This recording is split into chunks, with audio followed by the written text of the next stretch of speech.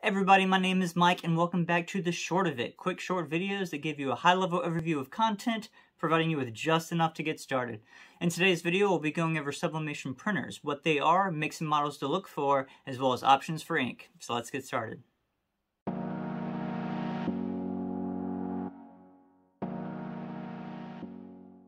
When people talk about sublimation printers, they're more so talking about the ink being used rather than the mechanics of the printer itself.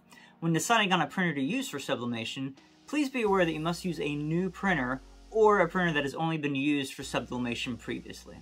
Since the chemical makeup of sublimation ink is different from normal ink, you must make sure the printer is void of any ink that isn't sublimation in order for it to function properly. When it comes to reliable brands, Epson and Sawgrass lead the pack among the sublimation community. Both of these brands have countless models that can be used for sublimation.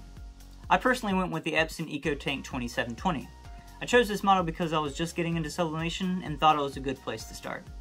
Now this printer only accepts 8.5 by 11 size paper, which brings me to my next point. When deciding which printer to use, consider the size of your project.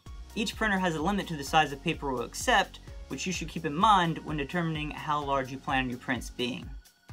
Sublimation paper comes in 8.5 by 11, 8.5 by 14, 11 by 17, and 13 by 19. For reference, the Workforce WF7720 accepts 13 by 19, while the Sawgrass Virtuoso SG500 will accept 8.5 by 14. Lastly, we cover ink. When determining which sublimation ink to buy, the options can be rather vast. Nowadays, most printer brands such as Epson and Sawgrass have their own line of sublimation ink. Even Caesar has their own line. Personally, I've only chosen one, and it is the Epson EcoTank Refills by Cosmos Ink. I chose this brand because it was recommended to me by a friend, and as a bonus, it had tips that matched the EcoTanks on my 2720 printer. This brings up a very important point to make. The type of ink you need depends on the type of printer you decide to use. If the printer uses cartridges, you'll need a new cartridge each time you run out of ink. However, you also have the option to use refillable cartridges, which require a syringe to fill. If it is a tank system, bottles with necessary tips will be needed. Inkowl and Cobra Ink are two companies that have options in cartridges as well as bottles.